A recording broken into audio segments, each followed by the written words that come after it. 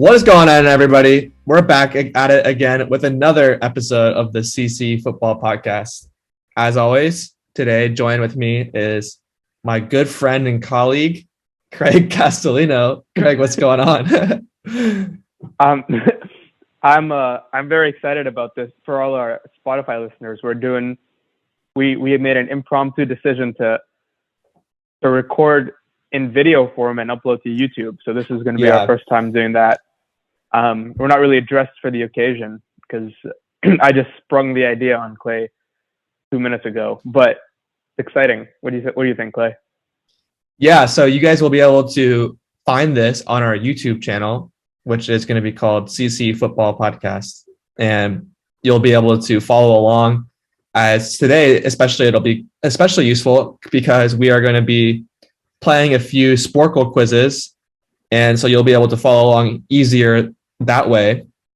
And, as time goes on, if this is a success, maybe we'll start doing some more production and editing and stuff of it. But right now it's going to be just the raw footage so you can see our live reactions to each other's hot takes.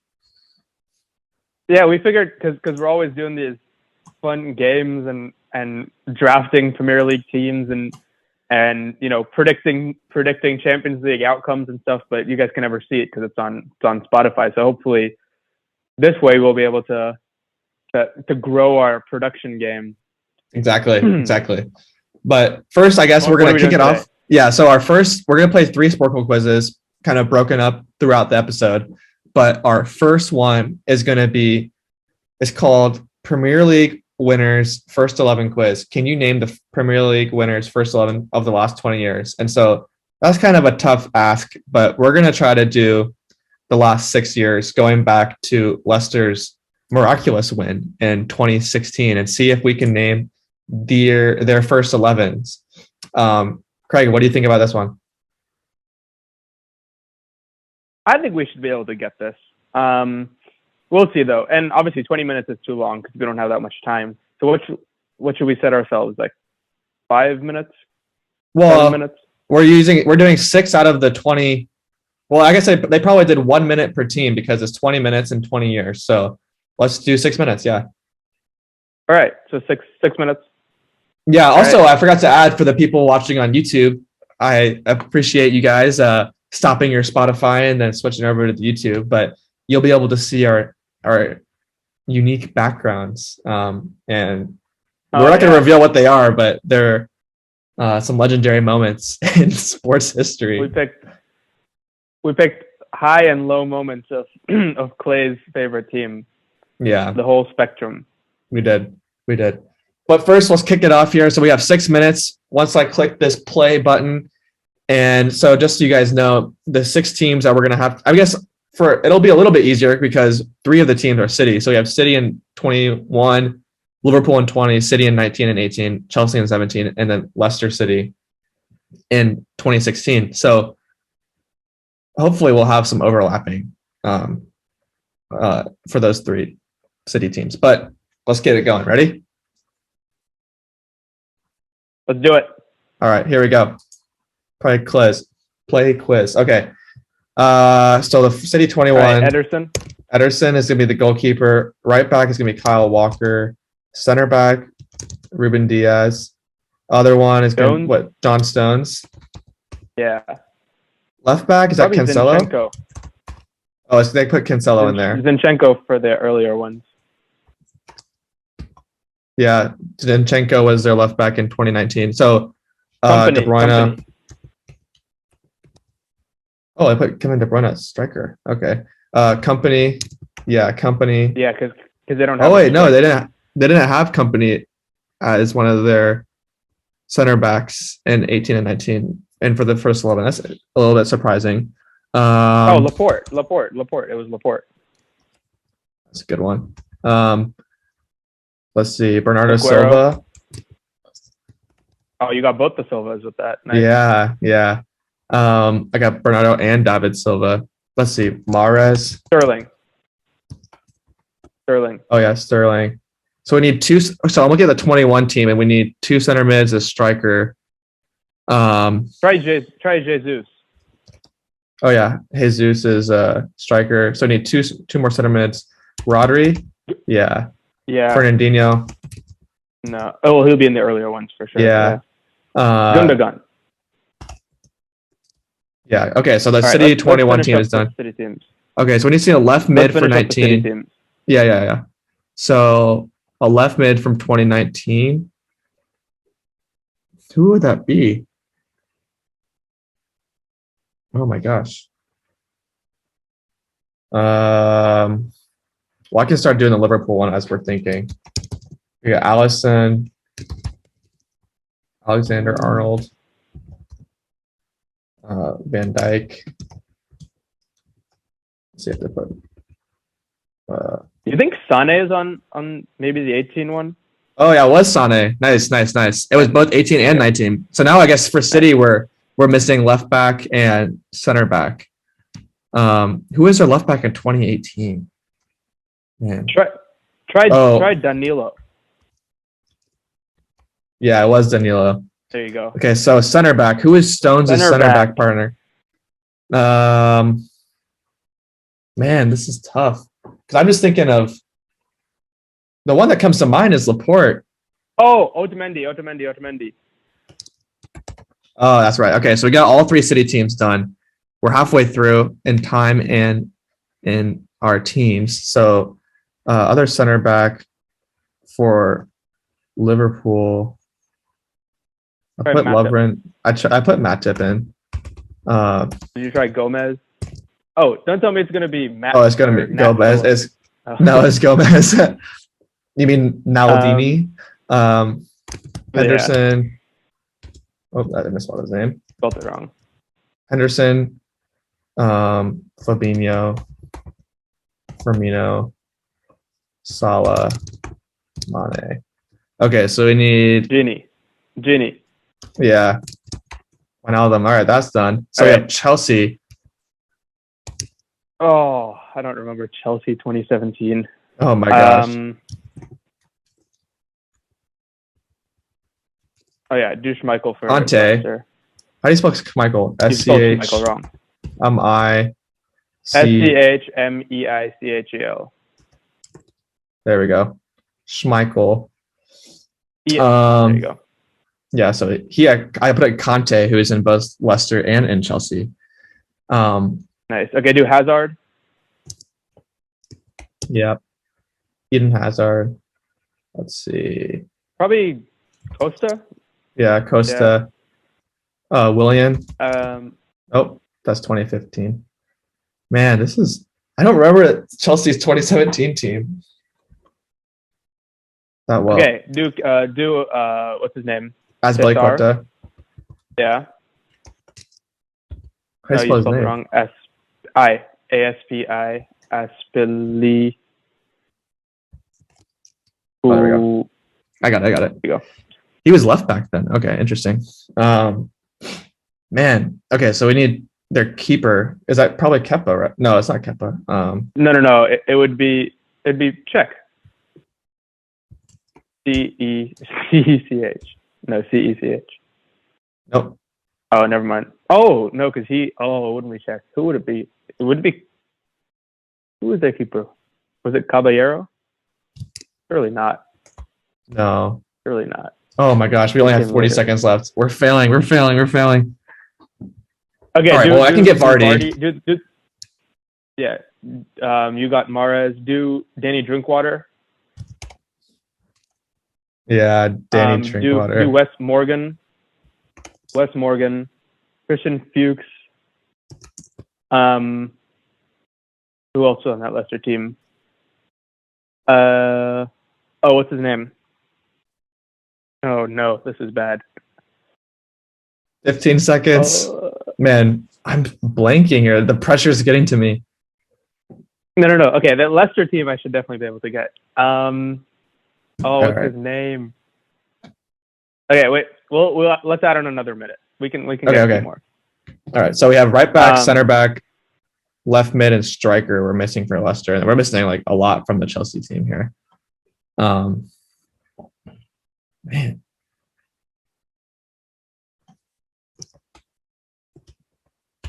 Not for Virginia. What's his name?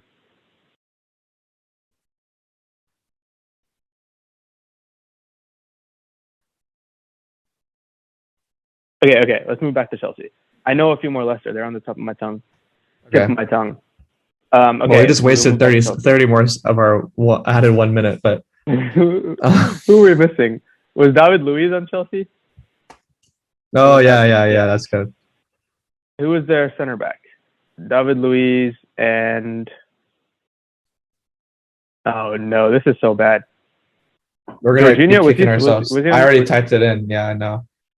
All right, time's up. Oh, time's up here. We're gonna reveal the answers. So we're Courtois. Oh my gosh. Okay, so we're missing Courtois, Marcos Alonso, Gary Cahill, Matic, Pedro, Victor Moses. And then for Leicester, Okazaki. We're missing, Okazaki, Albrighton, Huth, and Simpson. So that wasn't terrible. That wasn't terrible. Okazaki and Albrighton were on the tip of my tongue. Danny Simpson I didn't remember, and Robert Huth I should have gotten, but I didn't remember. Okay, but most embarrassing is that Chelsea team. How do we not get Courtois, Alonso? We didn't get Gary Cahill. Yeah, I don't know. That was bad. That was bad. That was bad. Moses. Wow. Well, that was not good thing we have 3 more to redeem ourselves. But I guess now, 2 more. A total of 3. We'll have 2 more to redeem ourselves. That was hard, actually. No, it really wasn't. I feel like we let ourselves down. You think so? Yeah, definitely. Especially with the Chelsea team, because Albrighton and Okazaki. I was thinking, I was like, oh, there was the one Asian player on Leicester. I couldn't remember his name. Anyways, Chelsea team. Leicester, we can cut ourselves some slack, but the Chelsea team, there's no excuse. How do we not get Courtois? Yeah, that was bad. Oh well. I guess I forgot that Marcos Alonso had been there for so long, but I guess he is. So now let's move on and talk about so there's been a little bit of transfer news. As you guys probably know, the transfer window has opened recently, and it's open for the month of January. And Craig, the biggest news so far for the Prem has been Trippier going to Newcastle. Is it? Yeah. So is that like 100% done deal, signed? So no, it's not. I don't think it's done deal yet, but it's a here we go type thing. So there was a video that surfaced earlier today that that showed him like at the Newcastle facilities completing his move apparently. So yeah, and then nice. Okay. Yeah. So he returns to England after being in Spain for a while. I think this is a good pickup for Newcastle. I mean, he's definitely. He starts for England national team, right? And Newcastle can use all the reinforcements they can get. Yeah, I mean, I think it's a good signing to kind of ease into things. Obviously Newcastle fans are gonna hope for bigger, more exciting signings than Trippier right back. But I mean, I think it's an exciting signing for Newcastle to start off with. I mean, he's a quality player. He's very experienced, but not too old yet. Like he still has a few more years definitely left to deliver at the highest level. Newcastle definitely needs some shoring up defensively, and he's really good defensively, and he can get forward, good at set pieces, very good at set pieces. So that might come into play, when they're trying to rescue a draw, because they're in a fierce relegation battle right now. The odds are stacked against them to even survive in the Premier League. A few moments of magic in set pieces late in games and stuff can make or break their survival hopes and survival chances. Definitely. And I think the experience honestly is huge. He's coming in with a lot of experience. He's won stuff. He's been at the highest level, Champions League, World Cup, Euros, and so he has that experience, and he also has a really good mentality. So I think it'll be good for the squad as a whole. But I definitely do think, at least I hope, that Newcastle are going to be making a few more exciting signings, if not now, then in the summer, but hopefully at least one or two more exciting signings than Trippier. No disrespect to Trippier. No, I could definitely see this as the first of at least a couple more signings, because they recently got taken over by some rich owners, and they're going to be looking to splash the cash to keep their team up in the Prem, right? So I think they're going to do all they can right now in January to buy some players of short-term window of trying to keep focusing on the next few months and in the Prem, as they really need to, if they want to start becoming one of the biggest teams in England once again, then they need to, I mean, that obviously starts with surviving and being in the top league. So another rumor that I think is pretty interesting, especially because of my obvious ties to Liverpool, is Coutinho is rumored to return to the Prem, but not to Liverpool, but to Aston Villa. Yeah. Well, apparently a bunch of clubs are in for him, but yeah, Villa, that would be interesting.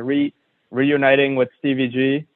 And it's not exactly a Liverpool return, but Liverpool fans will be, I don't know, they don't like Coutinho anymore, really, do you? I think that the bitter taste has kind of has worn off a little bit. Like they're not as sour, because they proved that he was wrong to leave, one by winning in that famous Barcelona comeback, he wasn't wrong to leave. Well, his move didn't work out for him, and I think that if he could go back and do it again, I think he would totally stay at Liverpool. Just based on how now that he knows what happens next, obviously, but at the time, I think it 100% made. It's the same thing with like Harry Kane. It's made sense for him to leave Tottenham for a while because he's not winning anything. No, I agree. Yeah. But no, obviously, if he were to go back, he definitely wouldn't have left. Who knows where he would have been right now? He might have been. I mean, he was at the top of the world attacking list back in his Liverpool days, and he's definitely fallen off. But hey, maybe this. Yeah, he's still. I mean, he's still not that old. Not that old. He still has a few more good years ahead of him. I think that what the reports are that it would be a loan. He's right? Exactly. Yeah, exactly. So he has a chance to salvage his career and become a key contributor to a good team. And, I think that would be a good move for him to go into an Aston Villa team that has had some ups and downs this season, but they're looking to replace that Jack Grealish model and that player in their system. And I think that Coutinho could, coming off the left wing, which is what he did a lot at Liverpool, he could do that very admirably. Another, wait, Craig, can you hear me?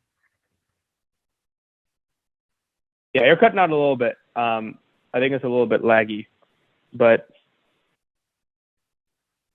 keep talking. Hello. Can you hear me? Can you hear me? Can you hear me? Try calling in. Can you hear me? Yeah. Ready? Yep. Okay.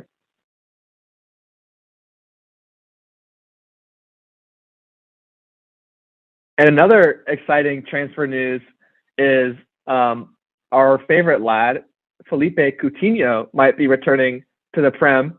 There are some rumors, I guess right now, they're only rumors, that he's being linked with a few Premier League clubs, one of which, the one I guess is most credible, is a loan move until the end of the season with Aston Villa. Craig, what are your thoughts on the possibilities of Coutinho returning to the Prem? I mean, exciting for me because this is where he made his name and became one of the best attacking talents in Europe, if not the whole world. And obviously, he was looking for bigger and better things. He moved over to Barcelona, hasn't worked out quite to the level that many people would have expected it to.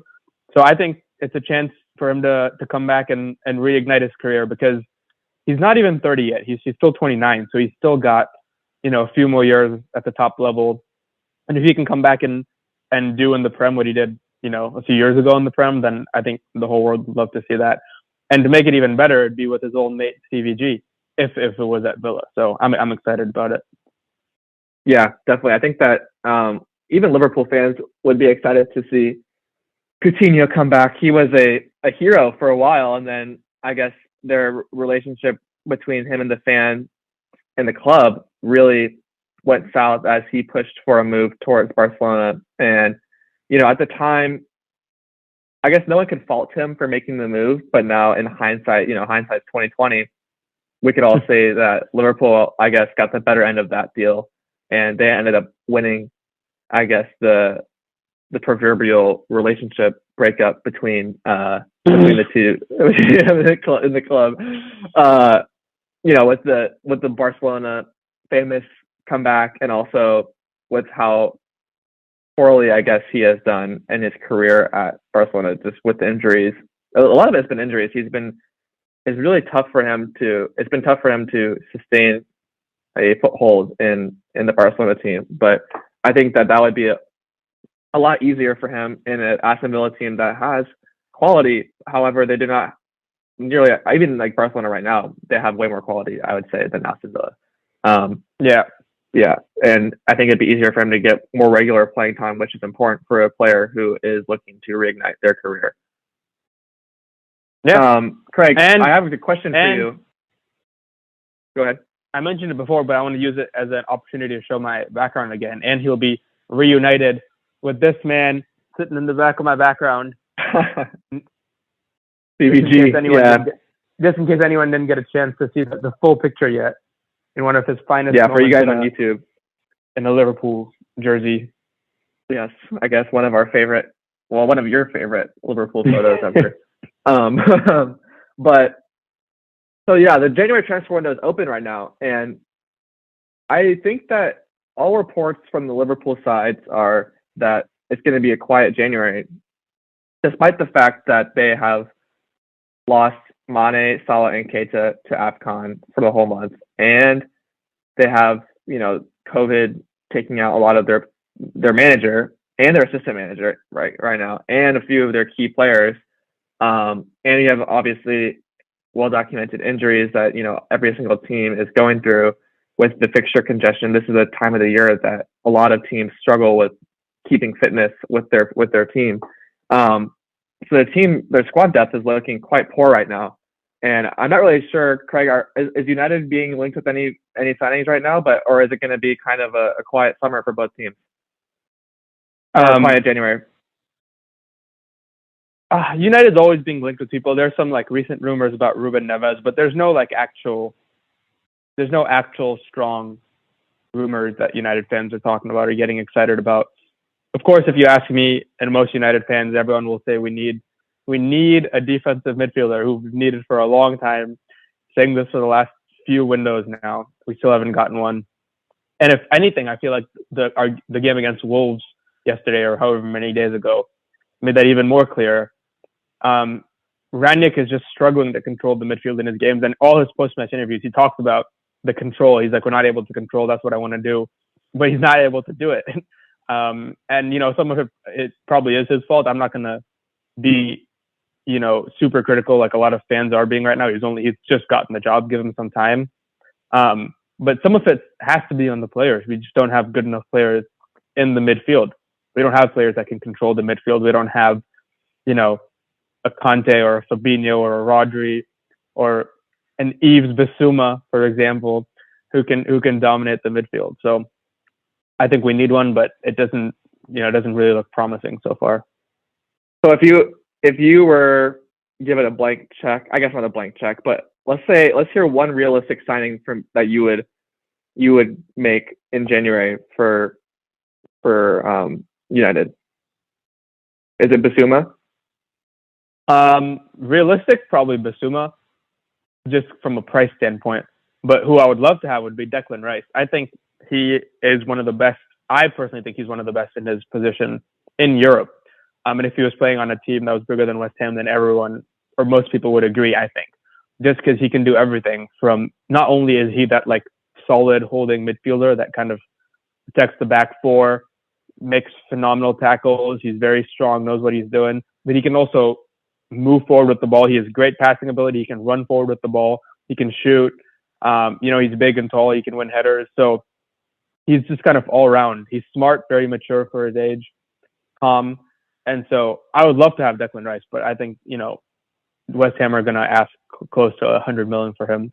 I mean, you've been touting him for a while and praising him and saying that he was the player that United need. But I think that, right now, I mean, realistically, West Ham and Manchester United are going to be competing with each other amongst a few other teams for that last Champions League spot. And I don't think that it's realistic, especially this season in January when transfers are even more difficult to make happen just due to the time constraint.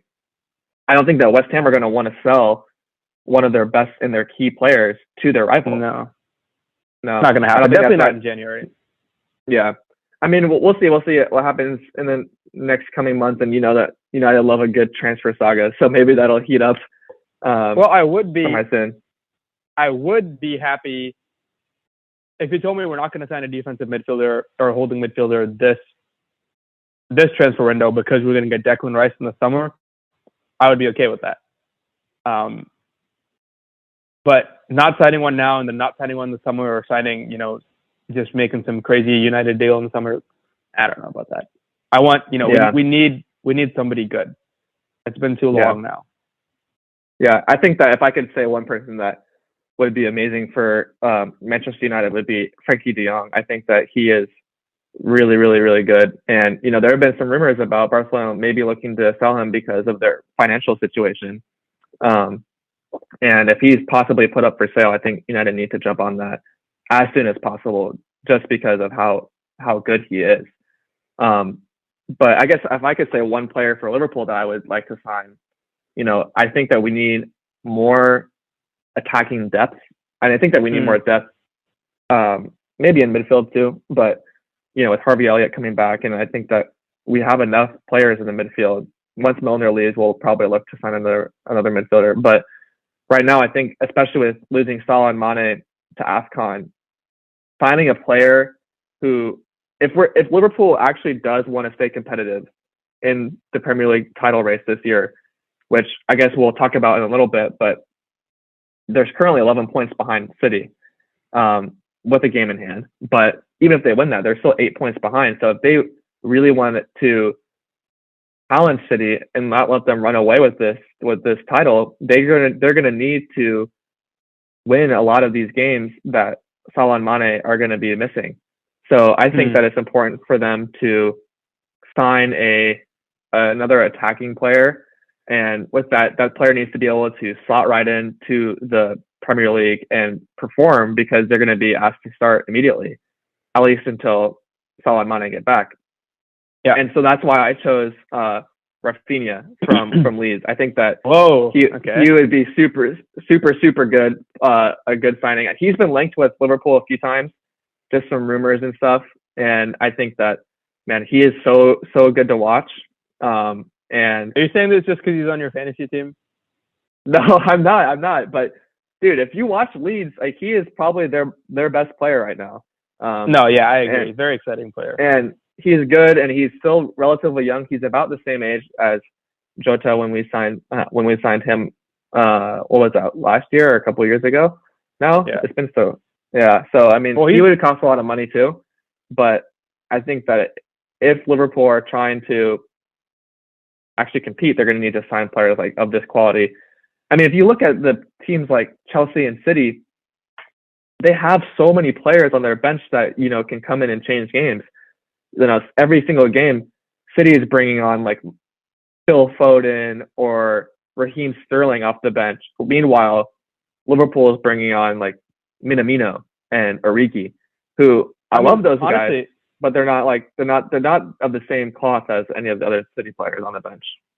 I mean, you talk about like City and Chelsea, and they're actually achieving stuff.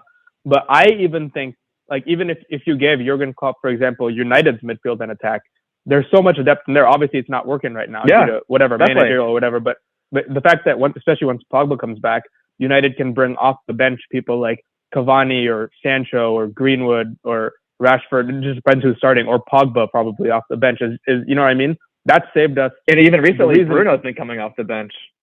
Exactly, and so that just shows that even a team like United that's struggling, and that's there's a lot of reasons that United is struggling, but I would argue even United has much more attacking depth than Liverpool, and I think Jurgen Klopp could do amazing things with United's team, and so I definitely think Liverpool needs. I would say like of the big teams, Liverpool definitely needs to invest.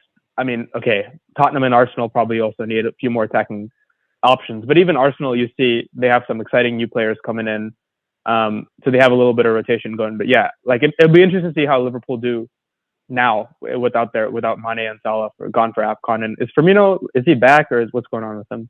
Well, he was injured for a while. He had a hamstring injury, then he came back for I think a couple of games. But I mean, honestly, now Jota's probably jumped him in the pecking order. But he came back for a couple of games and then he got COVID, so now he's out for a little bit of time also. So, I mean, with Firmino out, I guess so. The Liverpool were supposed to play in the semifinals of the Carabao Cup tomorrow, and that game got postponed due to their outbreak. So I guess that's kind of good news that they'll have a little bit of time to recover, and we'll see what ends up happening over the weekend when they're scheduled to play. I think they're playing an FA Cup game over the weekend that might get postponed also. Yeah. But yeah, I think that with just given the amount of depth compared to other sides, it's pretty worrying, I guess. Good thing is that if Liverpool decide that okay, top four is good enough for them in the Prem, then they can focus on the Champions League, and the next Champions League game isn't until the middle of February, and then we'll have Mane and Salah back. So yeah, I think that it's going to be interesting to see what they do. I don't knowing their board and knowing how they historically have been kind of shrewd sometimes, especially their most recent transfer windows have been pretty quiet. I think that I don't expect anything to happen, but Rafinha would be an amazing signing. We'll see. You dream of Rafinha, I dream of Bissouma or Rice. Yeah. We'll see. We'll see. All right. Let's move on to what are we doing? So it's been a little bit of some time since we recap, so it's not really feasible to recap some specific games. However, we did want to do a little touch on the landscape of the league right now. As it stands, City are 10 points above Chelsea and 11 points above Liverpool. Liverpool have a game in hand. And those three, and then Liverpool are 7 points ahead of Arsenal. So, Craig, what is your general take on the landscape of let's start with the title race. Is it over? Never say never. But it's really, as everyone's been saying, it's City's to lose at this point. And Pep's shown that he's more than capable of, once he has the sort of lead, he's more than capable of seeing it through. City haven't really choked anything at the end of the season. When they've had these sort of leads, they've been pretty consistent. And so I don't know. It's really, really hard to see this City team bottling it, as they say, but you never know. I mean, Chelsea and Liverpool have struggled recently, and so it can happen to anyone, and it could happen to City. I would bet a lot of money on City winning the league before I would bet on Chelsea or Liverpool. And it's funny too, because it's so funny how in a title race like this, that it's so hotly contested, or was so hotly contested, just 1 month can change everything. Like it was a month or a month and a half ago maybe that we did our season prediction reevaluations. We looked at what we predicted. Yeah, we still chose Chelsea to win. We still chose Chelsea to win. We're like, okay, we're going to stick with them. They're still doing well. And a month later, I mean, we'd probably be crazy to choose Chelsea as our predicted winner. So the good news, I guess, for Chelsea and Liverpool is that the rest of the teams aren't too close to them. So hopefully, Yeah. at least Champions League football is looking good. But I don't know. After that, I think is where it gets really interesting. Unfortunately, I think we're going to see another season where the Champions League, the European race is going to be more exciting than the title race. Yeah, and this is pretty disappointing. I agree with you. And I think that it's pretty disappointing considering people have been saying, "Oh, this is finally going to be one of those years where we haven't had it in a couple of years where, City ran away with it last year and Liverpool ran away with it the year before that." And we haven't had that title race. And they're like, not only we're going to have a title race this year, we're going to have 3 teams competing for it, not only 2. But, Chelsea and Liverpool have, for their own lofty standards, slipped a little bit, referencing your background. They have slipped, but, City have just gone on one of those trademark runs. It seems like once a year they go on one of those unbeaten winning streaks that spans a few months, and then they just suddenly, you blink your eyes and they're 10 points clear of the next team below them. I think that honestly, I hate to be pessimistic about it, but I think that the title race is gone, especially given the uphill battle that Liverpool are facing within their own squad. And we just talked about that. And, Chelsea have started to have a little bit of trouble under Tuchel, and who knows what's going to happen with Lukaku and all that drama and controversy that he caused for himself last week. But Craig, so moving on to let's talk about the Champions League race, I guess, as you could say, that that last 4th spot is very much up for grabs. They have a lot of teams that are fighting for it. Currently, Arsenal sit there with 35 points. But West Ham is only 1 point behind them, and Tottenham are only 2 points behind Arsenal, and they have 2 games in hand. So if they win one of their 2 games in hand, then they would jump Arsenal. And then sitting in 7th, who I think is the last realistic team to make top 4, would be United with 31 points. So Craig, if you had to predict now, out of those 4 teams, who do you think is going to achieve top 4? Oh, this is a tough one. Because it's been a while since United, for all of United's struggles, it's been a while since United haven't been in top 4. That's one thing Aldi was able to do. He consistently managed to get the club into top 4 spots. And so, I don't know. For me, it's hard for me to even fathom that, United, there's a pretty good chance United don't even make top 4 this year, after going into the season with people saying, they're not going to be that far behind the title. They have Ronaldo, the team's coming together, it's looking exciting. So how we got here, I don't know. And so if you'd asked me even, let's say a month ago, when Ollie first got fired, for example, or a month and a half ago, I would have said United are going to get the top 4 spot easy. They won't do anything more, but they'll land it. But what's changed since then is United have been fine. They've been disappointing, but at least they haven't lost games until Wolves. But Tottenham and Arsenal have really turned on, and that's what's worrying, because you believe in your team, you believe in United with their depth and experience to be able to beat out maybe West Ham, if maybe West Ham will fall off towards the end.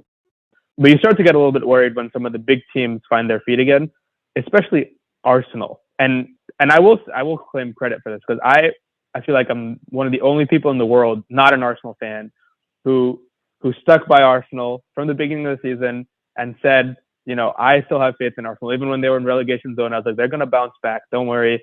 They have, and I said this, and I still stand by this, they have the best group of kind of incoming talent. Maybe obviously you can argue with Chelsea with their low army and stuff like that, but Arsenal's got some really exciting talent coming through, and they're kind of showing themselves now, along with their new signings. And so, and Arteta is doing well. So that's what I'm worried about. I know you asked me to predict, and I'm kind of rambling because I don't know who to predict. I guess I'll predict Manchester United, just because it's hard for me to not imagine them making the Champions League, but it's very, very realistic for Arsenal or Tottenham. You think about the new manager too, the fact that Tottenham got Conte right because United beat them 3-0, and it's so ironic and sad. And again, I want to reserve judgment on Brandy. He's got plenty of time to prove himself, so he might be phenomenal for the club. But Conte, he's done it. He's proven. He's experienced. Even if it was just to get us through the season, I think United should have done it, but we didn't. And now Tottenham are reaping the rewards. But I'll go with United.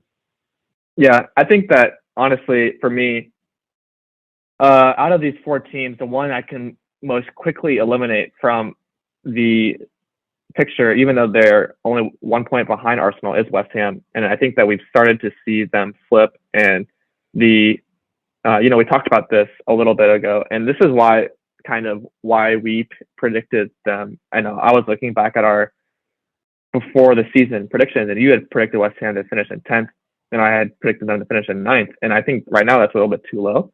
I still think they'll finish above that. However, we did say that the sustained success that is required to achieve a top 4 finish or even like a Europa League finish in 5th place is very, very demanding, especially when you have Arsenal and Tottenham taking steps up like they have currently in the last couple of months. And, with that, I think that they are starting to drop a few points here and there. And I think that they're going to be on the outside looking in come the end of the season. But I think they're still going to finish well above 9th and 10th place as we had predicted them. However, I think they're going to be that 4th team out of those 4. With United, I mean, like you said, it's too early to judge right now, but I've honestly been a little bit disappointed with their start under Ralph. And I think that, he had been touted as this genius and this mastermind, but honestly, we haven't really seen, aside from the formation change, we haven't seen that change in mentality yet in United. And I get it that it's hard to change a culture overnight. It takes time. And right now, the culture of, as you said earlier, like the players, at a certain point, it comes down to the players. And right now, the players, I don't think, are playing hard right now for United. It's just so hit or miss. Like one game, they'll come in and batter a team 3-0, 4-0. Then the next game, they'll look like they just rolled out of bed versus Wolves and deservedly lose. And I mean, I think that I would have had, as of right now, I would have had expected to see a lot more, at least tactical differences with United than they have now. I guess they're playing the 4-2-2, as some would say, instead of the 4-2-3-1, which is, I guess, a tactical difference. But other than that, I haven't really noticed that much in difference in terms of play style and stuff. On the other hand, we have noticed a big difference in Tottenham as they showcased in their draw versus Liverpool, which honestly, trying to be unbiased, I think that they could have won that game very easily. And based on performance, they could have won. However, based on a few calls that went their way, Liverpool could have won. So I guess a draw all in all was fair, but no one watching that game couldn't have said that Tottenham were not competitive. And you see Arsenal with all of these exciting young players like Saka, Martinelli, Odegaard. They even have Smith Rowe coming off the bench and stuff. Like they are starting to hit their stride, and Arteta's finally, I guess, figuring it out a little bit. Like it's tough for me to predict United to turn it around, especially when they're already. If they were in the spot that Arsenal are in right now, where they're in 4th place, I would say, okay, maybe they can hang on. However, they still have to make up 4 points against Arsenal. Granted, they have a game in hand, so if they win, then they'd only be 1 point behind. I would probably predict. I think I would predict Tottenham to be in that 4th spot, just based on the performances that I've seen versus top tier clubs, like Liverpool. They put up a good showing. But with that, I mean, it's so difficult because Arsenal played really, really well versus City, and honestly, they probably should have taken a point from them if it wasn't for that Rodri goal at the very last second. I think, yeah. Well, I guess here's what I think. I think Tottenham are the most. Well, I'll say up front that I already said it, I guess. But United, I think, are probably the least logical choice. But I'm picking them based on, emotion but also probably based on the fact, and this I do believe, apart from obviously the midfield battle, I think United have overall more quality than Tottenham and Arsenal do. I would agree that. I would agree. And so, Moments FC, maybe they can pull out a few more moments than Arsenal and Tottenham can. I think Tottenham is the most logical choice because of Conte. And he's the most experienced of the three managers. Well, that's not true, but like at this level. And he's proven himself at this level. He's proven to win things. He's proven to turn teams around. And so at the highest level, which I know Rangnick has turned teams around, but maybe, not yet at this level. And so Conte, I think, is huge in this argument, deciding like who's the most logical. So I think Tottenham is the right choice for a non-United supporter to make. And Arteta, you never know. He's had good stretches in his Arsenal career before, and then they've fallen back off. So that's the reason that you're never quite sure. But Conte, especially now, Kane scored for the first time in a long time. If Kane gets back to firing, then I think it's a no-brainer almost. If Kane's scoring like he was scoring last season, and under a manager like Conte, then probably Tottenham are going to take it. But I'm going to hold out, have some faith, hope, and love, and hope that United make it. Yeah, I agree. So it's going to be. I think that we've kind of not chalked up the title race already, but we have definitely said it's definitely not as competitive as we all anticipated it to be at the beginning of the year, or even a month ago or 2 months ago. But the top four race is still going to be very competitive with a lot of teams fighting for a few spots. And what's going to end up happening is that we're going to look at the end of the year, and we're going to have another big club in the Europa League or in the Conference League. As we have Tottenham, who got bounced from the Conference League, but they're not even in the Conference. Oh, that's huge as well, by the way. Neither Tottenham nor Arsenal, the United's two top competitors, don't have any European football to worry about, which is massive because United have the Champions League, not even Europa League. So United can't be resting anyone. Yeah, I mean, it's going to be interesting to see how it all unfolds. We have a lot of big matches coming up. Right now, I guess this week we're kind of have some cup games and cup ties going on, but kicking off the weekend after that will be very, very important games for all of these teams, especially the ones who are fighting for specific spots like the Champions League spots, the title, and even the relegation teams. The relegation battle is going to be pretty interesting too. We'll see what ends up happening, but yeah, the landscape of the league has changed a lot. So we thought it would be good to tie in or do a little bit of like a broad overview of our thoughts right now on a few of the specific teams. Craig, do you want to play another Sporcle? Let's play a Sporcle. Let's redeem ourselves. Let's do it. All right. So now we're going to be doing soccer clubs with the most titles by country. This has 16 countries ranging from England to Romania. I'm going to tell you that I probably can't name any teams in Romania. So we're going to do the ones like England, Spain, Germany, Italy, France, Portugal, Netherlands. We could also do Scotland. But other than that, I think we should probably leave it out. So how much time do you think we should get here? I don't know, 5 minutes. All right, let's do 5 minutes. And for those of you, as a reminder, we are on YouTube now, so you can follow along on YouTube, CC Football Podcast. And let's kick it off, starting with England. We'll have surely it's United, Liverpool, and 13. Arsenal? Yeah, it's Arsenal. Yeah, Spain is going to be Barcelona. Oh, they're second. Madrid. Real Madrid. Yes, it's type in Real. Real Madrid first, Barcelona second, and then Atleti? I don't know. Probably. Yeah. Germany, Bayern Munich. Bayern, Dortmund. Will be for... Oh, there's... Okay, so who's that? Try Wolfsburg? I don't know.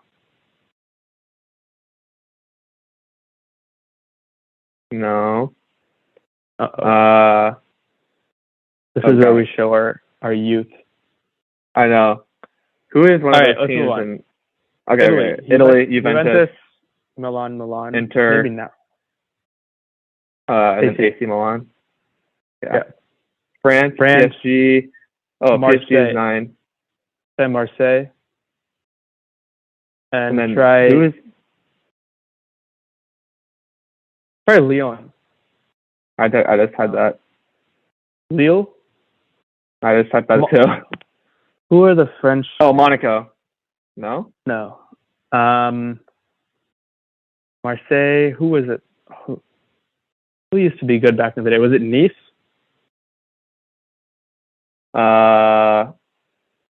No. No. So I got the first and thirds in Portugal. I got Benfica and Sporting, and the last one would be Porto. Yeah. All right. Oh, Russia. Ajax. Okay, the Netherlands. Yeah. Ajax. PSV Eindhoven. PSV, and then Feyenoord. Feyenoord. Yeah, There we go. Feyenoord. Okay. All right. So we're missing Fenerbahce. Germany. Fenerbahce. Turkey. Her. Huh? Her. Fenher. BAC. I don't know how to spell it, but it's definitely on there. It should be. Okay. Oh, it's HC. There we go. Oh, there we go. Okay, Scotland. So Scotland is going to be Celtic. Oh, Rangers and Celtic, and then Hearts. Yeah. Okay. Do Russia. Do Germany. Do Russia. Do Okay, Russia. Moscow. CSKA Moscow. There's like 3 Moscow teams. You probably have to type. Okay. Try Lokomotiv. Moscow. Maybe that's not how you spell it. I don't know. Oh, try Zenit. St. Petersburg. Zenit. Try Zenit.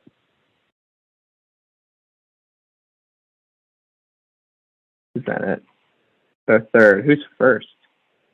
Man, What's how the does third that have Moscow? this German team?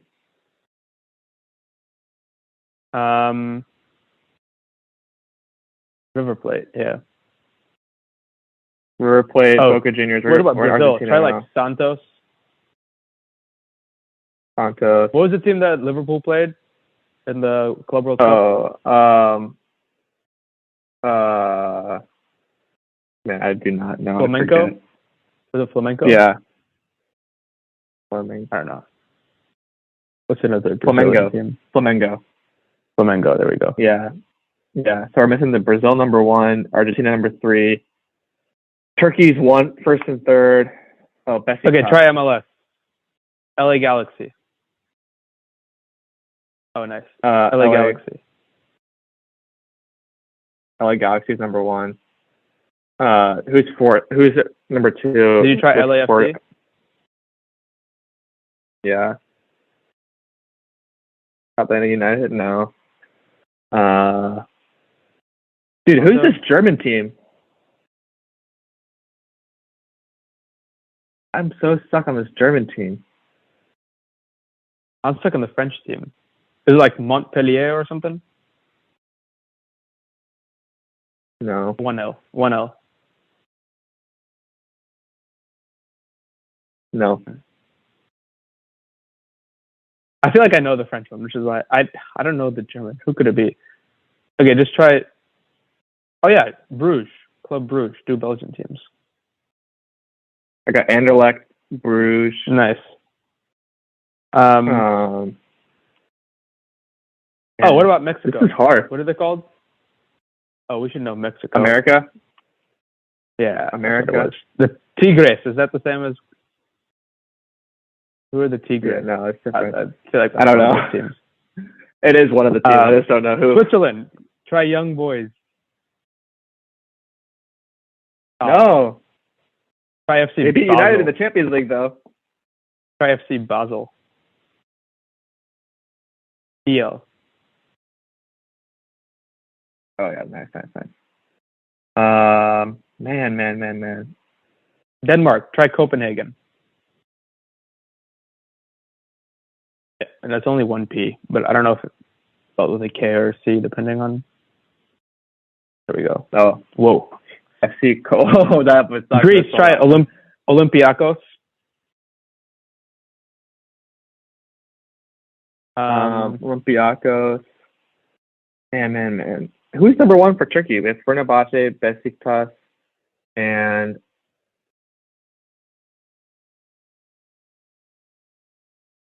who does Ozil play for now? I don't know. He plays somewhere in Turkey. In Germany, we need to get this. Yeah, just try German teams. Try, I don't know, Leipzig, Schalke, Hoffenheim. What's other German teams? I don't know any other German teams. Borussia Mönchengladbach. I'm not going to spell that. Just copy and paste.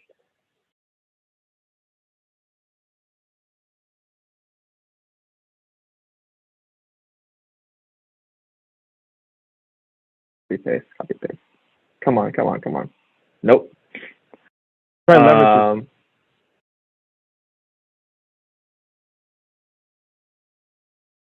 No. 30 seconds left. Try Boca Juniors. No. What about Atletico seconds. Mineiro? What's the club that try Mineiro? Isn't that the club that Diego Costa plays for now?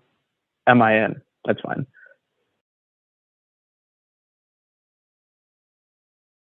I'm not sure. Oh no. Germany and France. We're gonna be kicking ourselves. Nuremberg. Okay, we're not. I wouldn't have gotten Nuremberg, but I did know. Etienne. Galatasaray. Oh my god. Not good. Oh, Palmeiras. Oh, DC United. Wow, I would never have guessed that. Okay, we did okay. Oh, we did pretty good. We did Spartak. I told you it was a third Moscow team. I couldn't remember. Oh. Oh well. That was cool. Oh, we did better, I think, on that one than the first one, definitely. Yeah. The first one was pretty bad. Let's do one more. Nuremberg. This one's just called one more. Progressively Harder Trivia by club. Or can you pick soccer clubs that apply to these facts in such a way that you'll be able to finish the quiz? Okay. Oh, it's one of these. Okay. Yeah. Hit play. Okay, it's so name a club that won category. The European Cup. Okay, so we just choose any of them? You have to choose all of them. Okay, so I know Liverpool have won. Milan have won. Oh, no, wait. No, wait. Okay, never mind. You don't have to choose all of them. You just have to name a club that won more than 10 national trophies. United.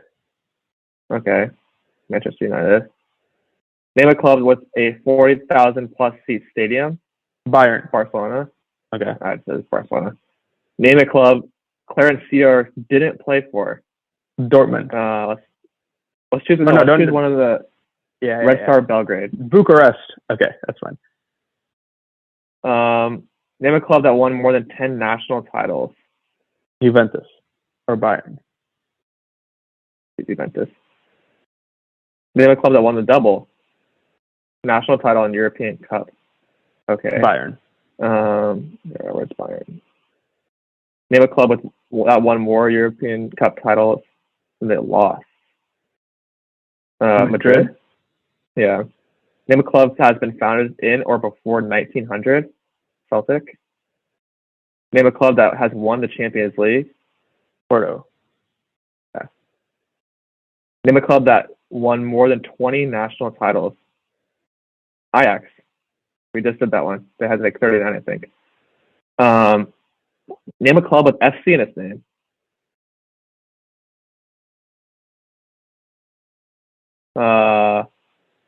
Probably. Is it Benfica? Is it Nottingham Forest FC? Is that? Yes. Nice. Name a club that won the UEFA Cup. Oof. the UEFA Cup. I think that was the old Champions League. Oh. Go with Inter? Marseille. I would go with... Oh, we got it wrong. No. Okay, Hey, let's try. well, Let's try. Let's retry again. Also, I didn't realize what was happening. So the club that won European Cup, we had to choose one that's wait, what did we say for that one? They're a different order now. Yeah, it doesn't matter. Maybe it does. Okay, I chose Celtic. Name a club that won more than one national title. Do Inter for this or something. No, we had to choose more than one national title. That's like, we gotta choose one that's like Bucharest. Yeah. Did you know that? Oh yeah, because that was on the... No, I just guessed on that one. Name a club that won 10 national trophies, league or major cup. Wasn't Feyenoord more than 10? How many had they won? Yeah, I think they have. Yeah. Nice. 40,000 seat stadium. Okay, so we gotta choose a big team for this one. But not too big. Which one do you think? Yeah. I don't know. Like Dortmund? No, smaller. I would say like PSV. No, I don't think that they have a 40,000 seat stadium. I've actually been to their stadium, but just outside, but I never went in. Okay. I don't know. Okay. Oh, okay. we got it wrong. No. I was going to say don't do it. I think you're right. Okay. Go again. One more time. Last try. All right. European Cup. We did Marseille. More than one national title. We did Bucharest. Where's Bucharest? Here it is. Name a club that won more than 10 national trophies. Feyenoord. 40,000 seat stadium. Okay, do surely. Yeah, do Dortmund. Red Star. Speedo didn't play for Red Star. That more than 10 national titles. Go with Ajax. That's what you did last time. Yeah. Name a club that won the double. Bayern Munich. Won more European Cup finals than they lost. Dude, could we say Porto? Because they're like 1-0. 1-0. Right. Yeah. Nice. Name a club that has been founded in or before 1900. Do Celtic for this one. Because I don't know about the rest. Name a club that won the Champions League. Trying to find one. Or Inter? Inter? Which one do you think is more valuable? Have they both won it? Champions League? I think so. AC Milan's definitely won it. Yeah, AC is definitely. You go with AC Milan. Okay. Name a club that won more than 20 national titles. Juventus? Have they won more than 20? I don't know. Well, I know Real Madrid have. Okay, then go with them. Okay. With SC in its name. Nottingham Forest. Yeah. Name a club that won the UEFA Cup. Surely Juventus. Or maybe not. I don't know. I feel like United probably won it, and Barcelona probably won it. No! What is the UEFA Cup? Was that the old Champions League? I have no idea. Is it the same as the European Cup? Not sure. Hey, maybe 57% is that's our level. Our maximum. Oh, it's the Europa League. No, it's not. It's UEFA Cup. Is it? UEFA Cup, also known as Copa UEFA, is a trophy awarded annually to the football club that wins the Europa League. Well, United won the Europa League. Well, I don't know what to tell you. The thing thinks us wrong. Okay. Well, hey, we did better than average. Yeah, so if you guys are confused about that, check us out on YouTube. We'll be editing the video and share with the shared screen and stuff, so you guys will be able to see our bad Sporcle quizzes and follow along there. But yeah, thanks for watching, guys. And once we're back at college, we'll have our mics back too, so we'll look more. Yeah, we had to do a little bit of makeshift stuff, but yeah, we'll have our production quality will continue to rise as it always does. We go one step forward, two steps back sometimes, but we'll get it there. We'll get it there. But yeah, have a great new year, everybody, and we'll catch you next time. Thanks.